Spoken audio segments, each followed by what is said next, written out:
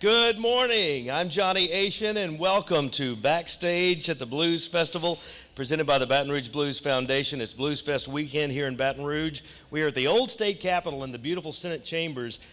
You got to come see this place. It's absolutely gorgeous. We have a great weekend of blues lined up for you. And what we're going to do at Backstage is introduce you to some of the performers and get you a little more information about them and let you know what they're doing to preserve, promote, and advance the Baton Rouge culture, the South Louisiana culture, and the culture and heritage of our music. And I am very happy to be able to visit for a few minutes with Jeffery Broussard of Jeffery Broussard and the Creole Cowboys. How are you? Good morning. It's almost afternoon. Good morning. How are you? Doing very well, sir. You know, a lot of folks come in and they think that the jazz and the brass and the second line in New Orleans is what our culture is all about, and certainly that's part of it. But it's not really the heart and soul of Louisiana, for instance, where you grew up south of Opelousas. Right. Well, I grew up in a little community called Frilot Cove in the country, and I've been introduced to music from my father. My father played, and we were 11 kids, and I had 5 brothers besides myself, and we were pretty much all self-taught, man. My family were sharecroppers, and my father only had one accordion. So we 6 boys, you couldn't really tell who was playing with it. We'd just take our chances and steal it from where he had it at. And our mother would always tell us, if y'all break that, y'all daddy gonna spank y'all because that's the only accordion he got. But we were all learning off of it, so he couldn't really just point out and say who it was. And my father didn't know that I could play accordion until I was about 15 years old. Say that again? Until you're how old? I was 15. Wow. When he first heard me play this type of accordion, he knew I'd mess around with the piano note a little bit, but I wouldn't take it serious, And when he found out that I could really play this, I was like 15 years old. But I started playing professionally in my father's band, playing drums at the age of 8. How that came about, I had a first cousin playing drums, and he decided that he wanted to start playing bass.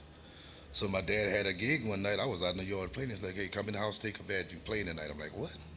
So I'm a kid. I'm all excited. I jump up in the house, go take a bed, and first club I ever played in was Slim's Waikiki in Opelousas. Wow. And I started playing drums at the age of 8 professionally, and I did that till I was about 14. Then I started playing different instruments. Now, I saw on some of the things that I've read, the old style button accordion. How is that different than some of the newer accordions? And is that one of the old style? Yeah, this is considered a Cajun accordion. And the type of music that my father played was a lot of Creole music. And like I say, when I first started messing with the accordion, I would mess around with the piano note, which was kind of heavy. And I didn't think my daddy thought I would have took accordion serious anyway, so he would just let me play around with it. And after I started messing with his and realized this difference in the weight and the attention that this thing drew, I'm like, this is what I want to play. So, grabbed this accordion, I got adapted to it. I was playing it from time to time until at the age of 17, I took it serious. I was playing off and on with Roy Carrier.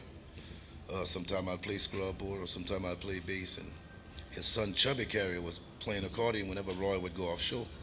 And then when Chubby started playing with Terrence, and then when Roy wasn't there, he had some little gigs booked. And then he's like, "Well, I'm gonna need an accordion player." I'm like, "I'm gonna do it." So that's when I first started kind of sticking my neck out. And that's when I met the guy, Robbie Robinson, and we formed the band Zydeco Force. And been doing it ever since. You guys were together for a long time, what, 8 or 9 CDs, I think? Yeah, I think 9. I think we have 9 CDs. Wow, and now with the Creole Cowboys, and you'll be performing at the Blues Fest this weekend. How do you think Louisiana is being portrayed nationally as far as the heritage and the culture? We see the Swamp People and Duck Dynasty and things like that. What is your take on that? Well, as far as that stuff there, I think it's pretty cool because it's letting people know what the culture is like around Louisiana.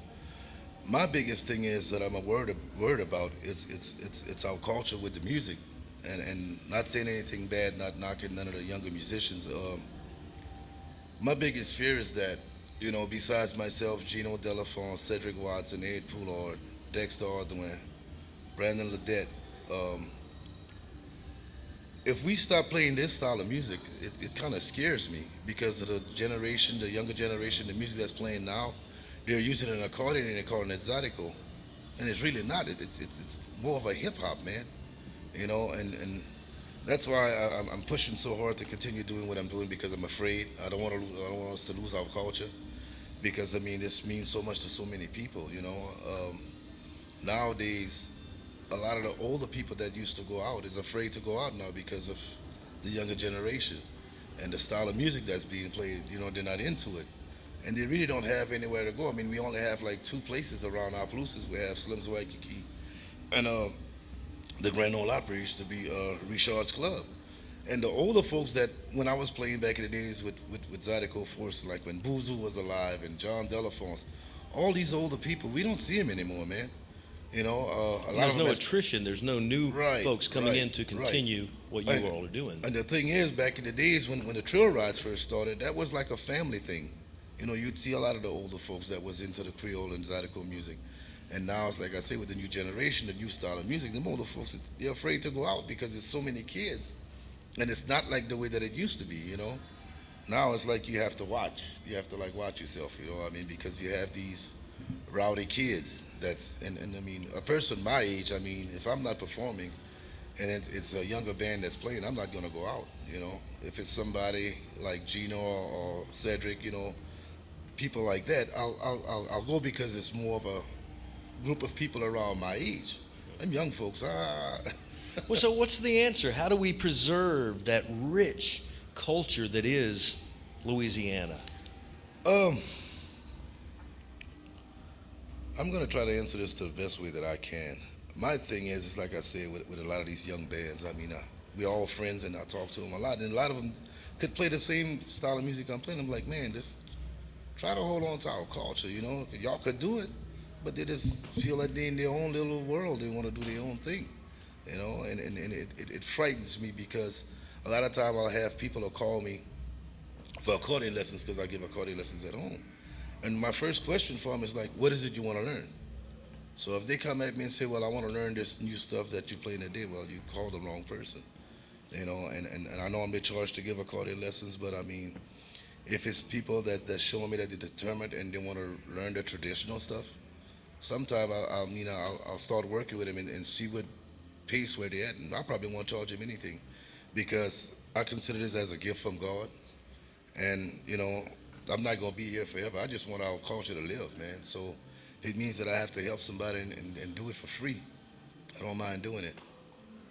What role does spirituality play with your music? Repeat that. What role does spirituality play in what you do? Oh, it's about the culture, man. I mean, it's music that I grew up on, roots music. I come from a family of musicians. My mom, when we were growing up as kids, she had all of us singing in church. So I mean, I've been around music, like I said, all my life. And then my daddy playing accordion and stuff. I'm just trying to keep what I grew up on. I just want to keep it going, just keep my daddy legacy alive. That's my main goal, and I'm glad I'm blessed that I was given this gift to where I could go out, go around the world and just share our culture, man. You've been heralded as the greatest accordion player of all time, as a matter of fact, and I've heard people talk of you as old school type Creole, Zydeco music and things like that. Mm-hmm. That's a huge compliment. Yeah, it is. It is. I'm self-taught. I take a lot of pride into what I do. I'm the type of person that if I go somewhere, like at this festival here, I'm liable to just walk around and hear some other musician play, and it's something that they're going to do that's going to catch me. And I'm like, wait a minute, I'll get back home and I'll mess with the accordion. I'm like, I think I could do that. So I'm determined of a lot of things, man, that I do. I play all the instruments. The only instrument that I haven't had a chance to play yet is the harp. And if I run across one, I'm going to try it. And I don't doubt that I can't play it. Wow. Folks all over the country still talk about Hurricane Katrina. Was that a significant change in anything that you do post-Katrina? Well, it didn't hurt us as bad. We lost a little electricity, a couple of little trees down, but we didn't have any high water or anything like that. But a lot of musicians that I know that had to like leave, and went different places. I think it was like 2 weeks after the Katrina thing, they had this benefit that they did in Rhode Island.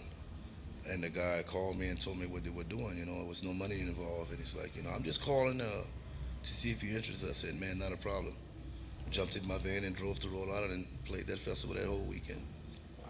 You know, because that was a big loss. You know, lost a lot of people.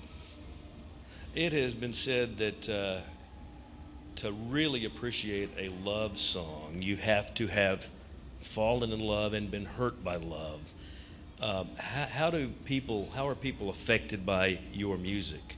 Or what type of person would most, be emotionally moved by your music? I didn't see myself play some gigs to where, like the song that Clifton Chenier did, "Coming Home." Mm-hmm. I see me play that song, and I was told from my voice, and you know, when I sold in my voice, the song "Coming Home," and then the song that I have on my CD called "Riches Man."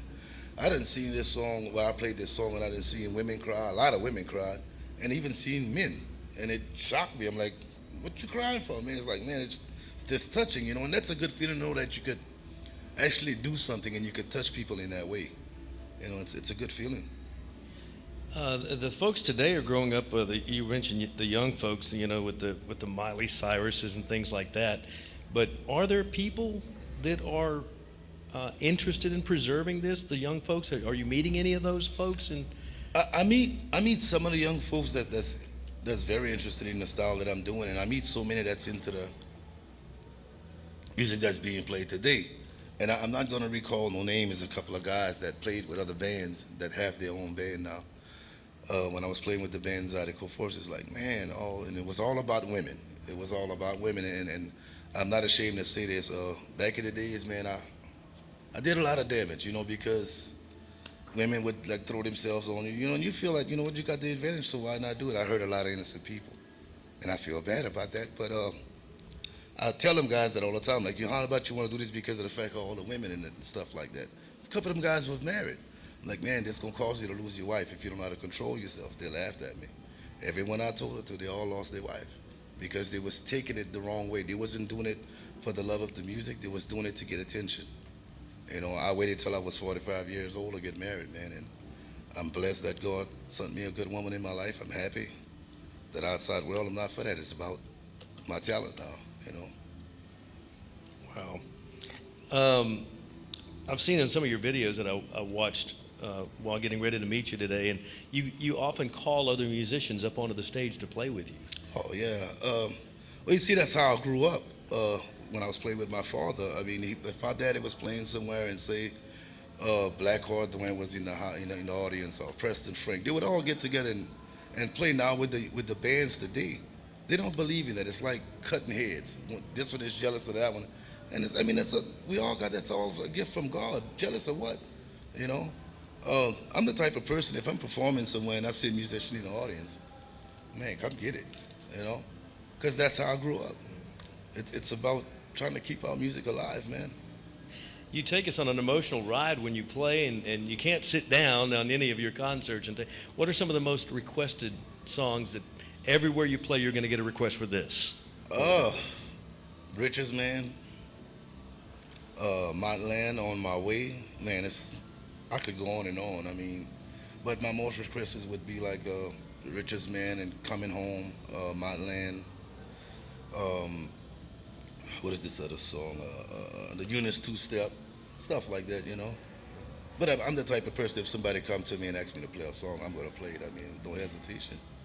That leads me right into my next question. Would you indulge us? Yeah, sure. Sweet.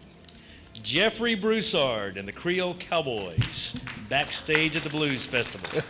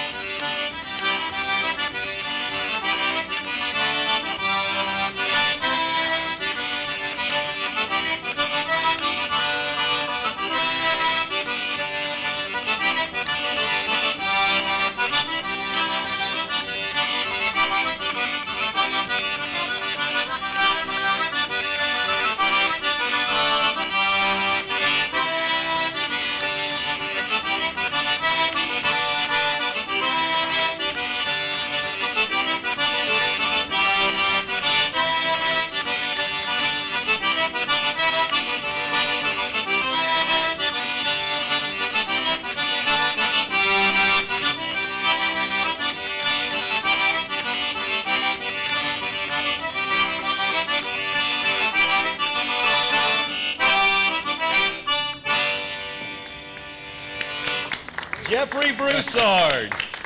Thank you. Wow. What's the most challenging thing about learning the accordion? Or as a teacher, what's the most challenging thing about teaching? Well,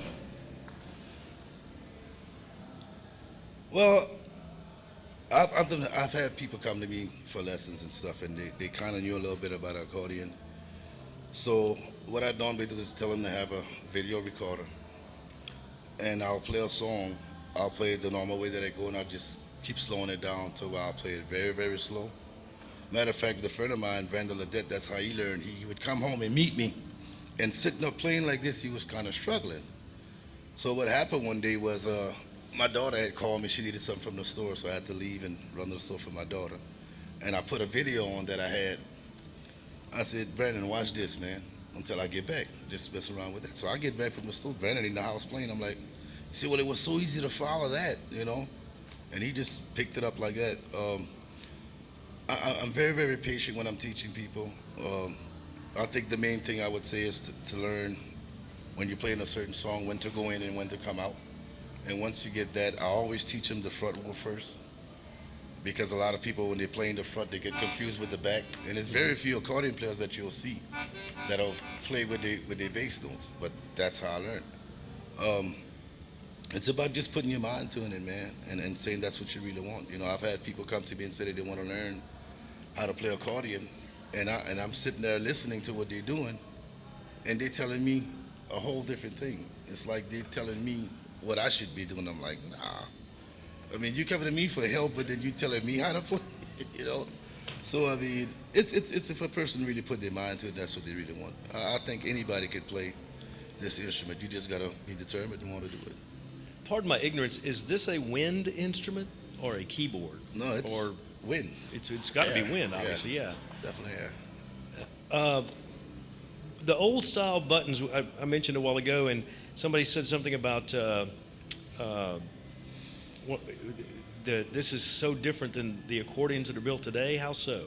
Well, the older accordions, like these buttons I have here, were made totally different. It was like a little metal plate like this. They were real, real weak, you know. And I mean, it was very, very easy to break. And the difference in the tone was with the tone you have here. A lot of the older accordions had this tone. It wasn't the strong sound like what we have now, because I mean, majority of the smaller accordions like this back in the days was made by Horner, and it was just a whole different and a higher pitch. To where now we have these different buttons that we could change the sound, you know. You've been all over the world. Obviously, you've played in Germany and France and Holland, countless awards. Are there things left? I'm sure there are. What is something you still want to do that you haven't done? I would like to go back to Africa. Really? I'd really like to go back to Africa. My first experience going there was where we first got to where we played at. We played for the embassy out there, which was pretty cool because it was around a richer area, and as we went, the farther we got, the sadder it got.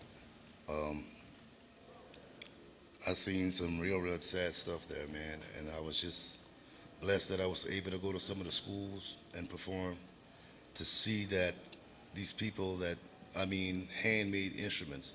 You would think it's like an electric bass or electric guitar that you're hearing it play out there right now, but it's all stuff that was hand carved, and you know, it's just amazing the talent that they have in these schools, man. It really blew me away.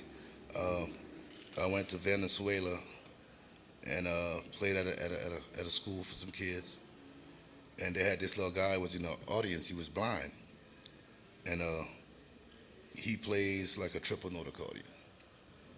So one of the teachers in the audience like, well, we have an accordion player. Can he come and play with y'all? I'm like, yeah. So they walked the little guy up. I'm like, whoa. So I realized that he was blind. And this kid played this same accordion and played some stuff on here that I would have to play on my triple note because I couldn't figure out how to do it. I mean, he just pulled it off, man. Blew me away. I mean, there's a lot of talent out there, and it made me feel so good because it was the first time these kids was introduced to this type of music. And it's like, that's what they want to learn now. You know, it's that type of music. I had a few of them that then wrote me letters and saying, you know, they wish I'd come back. They had one little guy in the audience, called him to the stage, and he had a chance to play the scrub board. Well, he was lucky. Just so happened that I just bought another one. And he was like, I want one like this. Where can I get it? So I started telling him, I was like, I have to ask my parents. I said, I tell you what, take that one. And just bless his little heart. He was so happy with that. So we played back the next day. The little kid get back on the stage. It's like he had been playing that stuff all his life, man. I guess he just went back home and just played and played. Because I mean, his rhythm, his timing was perfect. So you can't teach that. That's God given. Yeah, that's God given, definitely. And that's the gift that I think you have too. Yeah, a God-given talent. I can't read music at all, man. If you put some sheet music in front of me, I'm gonna laugh at you. But if you hit a note, you'll never lose me. I don't care what you play. I've experienced playing with in New Orleans back when I was playing with Zydeco Force. They had this jazz band was performing because we had played for a conference, some kind of conference, and their bass player didn't show up. Well, the bass player in Zydeco Force reads music, and they was in a band that needed a bass player, so they was like, well, can we get the bass player to play with us until he'd show up or whatever, which the guy never did show up. He had car trouble or something. And I'm looking at the bass player that was playing with us, struggling. So I'll go next to him, I'm like, man, I could do this. And them guys had sheet music. Yeah, but you can't read. I said, I don't need to read, man. So it kind of upset him, because he was like, well, how you gonna get up there and do that? You can't read this, and all these guys up there with the sheet music. I said, man, just let me do it. So he handed me the bass. Played the whole set with them guys. After the show was over, the guy was like, you looking for a job? I'm like, no. But just from the gift of God, man, by hearing, I have good ears. I mean, as far as for music. So you've never been intimidated No. that you can't read music? No, not at all. Not at all. Not at all. It's like people that I give accordion lessons to. A lot of them, they're learning from a book, so they know what note is like C and D and all. I'm like, man, don't even come at me with that. If you want me to teach you, just listen, and it works that way. I mean, I'm just blessed. We're all influenced by different people in our lives. I've heard you, and this is a huge compliment, I would think, be compared to Otis Redding, things like that. Who are some of the people that have influenced you the most in preserving the Cajun Creole culture? Well, number one, I'd have to say my dad, Clifton Chenier, Boozle Chavez, and John Delafonce. Ever play with any of those guys? Oh, yeah. Oh, yeah. I knew you played with your dad. Yeah. Oh, yeah. That's been time to time where we played certain places where it was Zydeco Force and Boozle, and we would trade off. I'd get on the stage with his band, and he'd get on the stage with Zydeco Force. But, I mean, anything that he played, I mean, I'd imitate him to the T.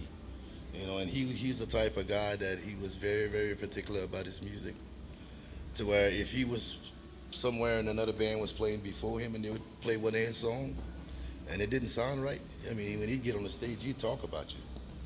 And I was afraid, because we had played at this place called the Habibi Temple in Lake Charles for a Mardi Gras ball, and we played just before him, and I'm like, I'm gonna play one of his songs just to see, And I played his song, man. He got up from where he was sitting, he stood up in the front of the stage, and he was clapping and everything. I'm like, whoa, I wonder what he's gonna say, So after I got off the stage, he just went off. He said, if there's anybody that could play my music, he said it would be him. Wow.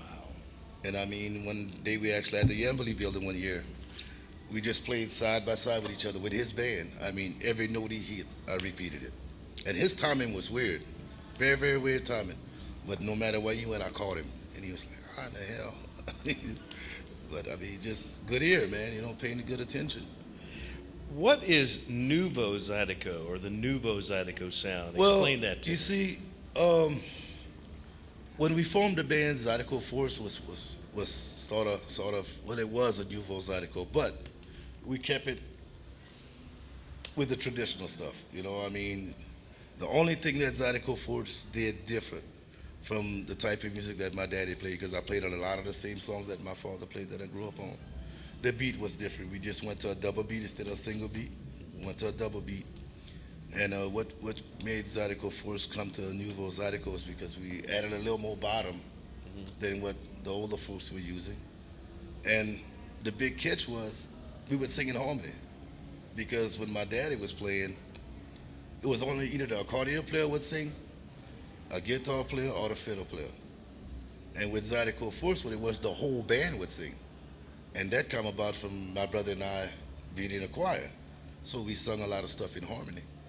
So it made the sound of the music sound totally different, to where what they're doing now is like it's outrageous, man. What's really being played is a lot of rap songs that's being redone. They're using the I accordion was to going to do ask it. you what's different that you don't like that they're doing these days. Well, They're moving away, it seems like, from our it's true like culture. you got an accordion and you're calling it Zydeco and you're not playing Zydeco at all. You're repeating some whole different stuff.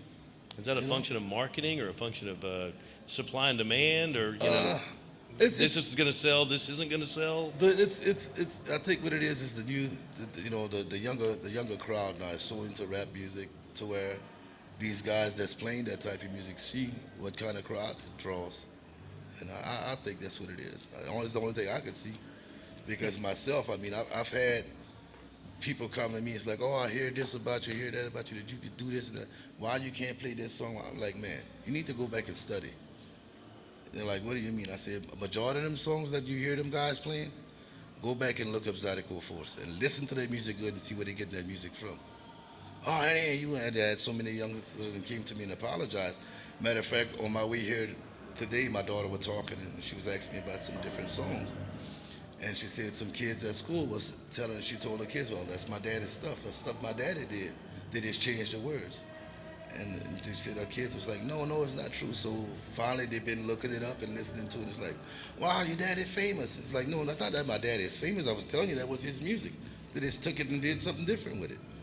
To where now it's like they take music from the little rapper 50 Cents and all that and use the accordion and call it Zydeco, and it's not, you know. But it sells. It sells for the younger crowd. Yeah. But for myself, I wouldn't go out and purchase it. And I'm not talking bad and not knocking nobody, I just, because I don't feel it. I don't feel it. Is this dying? Is it going to come a day when true Louisiana culture type music is gone? Well, if that happens, I hope that I did my time and I ain't ready to go yet, because that would be a sad thing, man. This music means so much to the culture, and to the community. I'm hoping that, a lot of young people take more interest in this style of music. I'm very glad to say that I heard a CD that Chris Osborne just put out, that he's going back to the roots, and I mean, it sounds great, man. And I mean, he's one of the people that could do it, So hopefully that we can keep it going. My kids, matter of fact, my daughter that's with me right now, I've been teaching her the accordion. I really think that she's gonna try to keep the roots going. How old is she? She's 14. That's awesome. You and I have a little bit, or one thing in common. We don't have anything in common musically. You make CDs and I play CDs. Right. But when I was growing up in Southeast Texas, my grandmother spoke French as her first language in very broken English. And when she didn't want us to know what she was talking about, she would cut loose some Cajun French. And I understand that happened to you. That's pretty much how me and my sisters and brothers grew up, because our parents, they wouldn't talk French in front of us. They would send us outside or something, especially when we had a lot of company over. That's basically all they would speak is French. But me being as a kid, I'd sneak in the house and, I'd just listen and picked up and learned from there, man. In other countries, they graduate from junior high or high school and they speak 4 or 5 languages, and here we speak English. Right. Are we losing some of that Louisiana culture by not teaching our young people French? I wish that they would have it more in the schools, man, because I feel that's something that, the younger generation need to learn. I mean, like my kids, I have 5 kids, and a lot of times we'll be sitting out in the yard talking or whatever, and I'll say some things in French like, Daddy, what you saying? And then I'll tell it to them in English. So that's my way of showing them, But it needs to be taught. It really needs to be taught, The kids today are so lost. What do you say to someone that's growing up and they're confused and they're getting involved with the gun violence and the drug violence, and then you look at your story and what you got passionate about? Well, how can we move it another direction? Right. I'm gonna say this. I look at a lot of stuff. A lot of the movies that's being shown on TV today, man. And then a lot of the stuff with the rap music. It's a lot of violence, and these kids see that and they try to live that life. And that's not the answer. I like I said, I grew up a country boy. I grew up in the country. live the hard life, as you could say, because I farmed a lot. And with me, my brothers and sisters that's growing up as kids, we was never around that type of environment. To where now, I mean, you see kids walking around with their pants falling off, damn near. You know what I'm saying? I mean, that's very disrespectful. I have two sons, and I tell them that all the time. Like, I hope I never see you walking around like that, because you have to sit down and have a talk, because it's disrespectful, and it's like that's gang related, man. I mean, there's nothing cool about that. It's disrespectful, number one. So what do you get about walking around with your pants falling off? I mean, that's why they sell a belt. Wear a belt. It's true. I mean, it's a sad situation, and these kids see all that and they think it's cool, so they could go around, they walk around and go and do that. I wasn't brought up like that. Is some of the music out today, is it imitating life, or is it vice versa? Is it art imitating life, or? Well, you see, like with the music that I grew up on, I mean, the Creole music is Zydeco. A lot of that music is singing about life, things that happen in people's life, about farming and working hard in the sugarcane field and stuff like that. To where the music that's being played today, it's about beating somebody up the head or something like that. Or, something weird. It's true. So it's a big difference. I mean, it don't do nothing for me. We're backstage at the Blues Festival in Baton Rouge, Louisiana. Jeffery Broussard and the Creole Cowboys performing this weekend. We have an audience here in the old state capitol, and we have some questions for Jeffery Broussard. What's your name? Stephen. Where do you go to school? All righty, go ahead.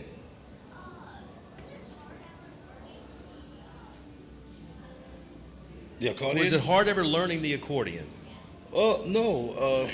And I guess my reason for it, like I said again, I guess I'm blessed as a gift from God. My father played accordion, and I grew up around it being a kid and hearing it all the time. I just stole my chance to steal it and say, I'm going to try it. And it worked. Yes, ma'am? Oh. You play a cello? Oh, cool. Wait, another question? Yes, ma'am. What's your name? Ashlyn? Addison. And Addison, okay.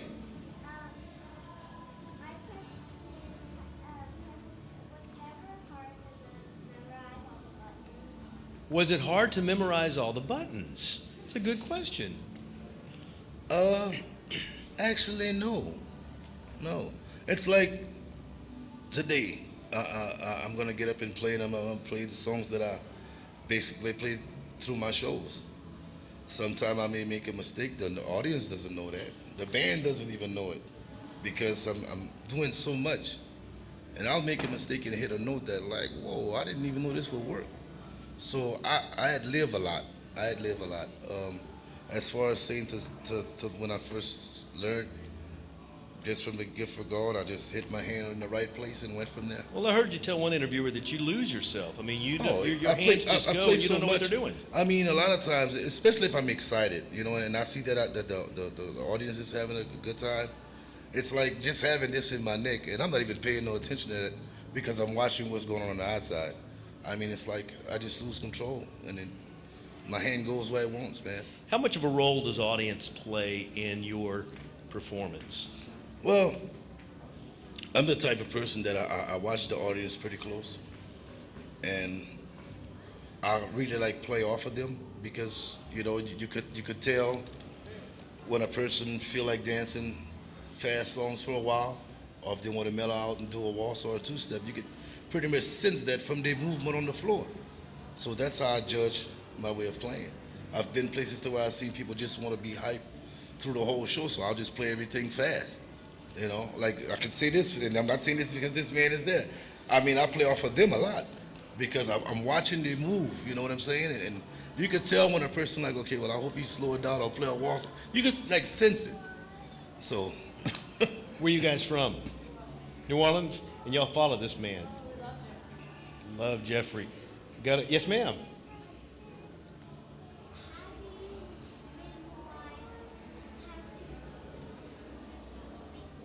Oh, how do you memorize where your fingers go? How do you move your fingers? Okay, yeah. Well, how could I put that? That just happens.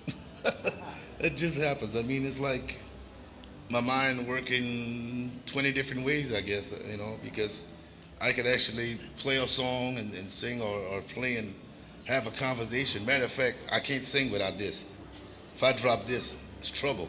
So, I mean, got to have it. Yes, ma'am?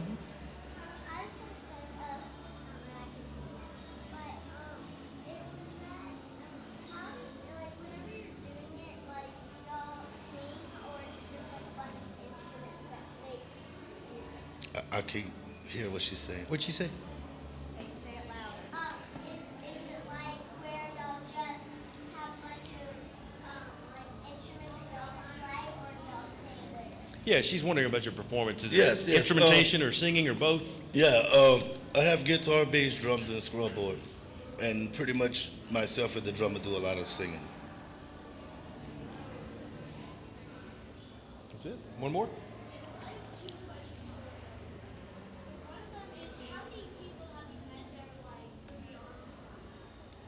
Ooh, how many stars have you met like yourself? Oh. Louis Armstrong. I went to see Louis Armstrong. I met Steven Seagal, which I didn't know was a musician.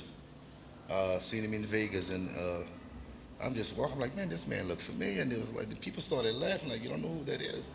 I'm like, wait a minute. I'm like, whoa. Then right after I stopped by him and shook his hand, I walked a little further down in the casino part. Big old poster, man. Steven Seagal and his band. Tripped me out. I met a lot of popular people, man. I have. Your other question? Oh, that's a good question. What's your favorite piece to play on stage? You ever get to the point where you're like, I look forward to this every time I go on? I wouldn't know how to explain that because my whole thing is making people happy.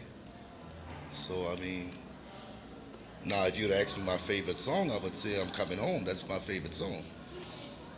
Yeah, can you play a little? Different accordion. Sorry. Different accordion. We want to hear him play something, huh? Can you give us a little more Yeah. before we wrap up?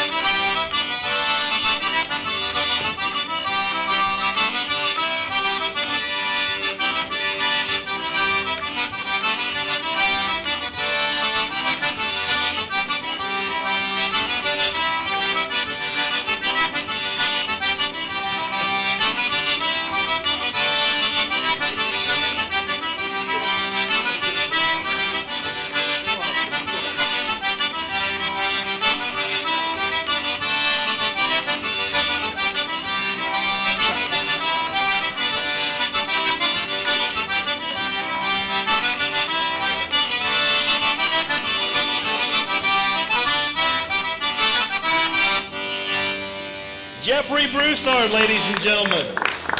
Backstage at the Baton Rouge Blues Festival. Get online and see how you can support the Baton Rouge Blues Foundation all year long, not just once or twice a year when we have events. Mr. Broussard, it's been a pleasure visiting with you. You've had incredible success. Godspeed for so much more to you. Thank you. Now, Thanks when are you playing this weekend here? Do you remember? Oh. We have a schedule on when we can see Jeffery Broussard? I think 1:30. 1:30. 1:30 here. You'll also be at the Jazz Fest, and your list goes on and on. Yes, sir. Jeffery Broussard and the Creole Cowboys. Thank you.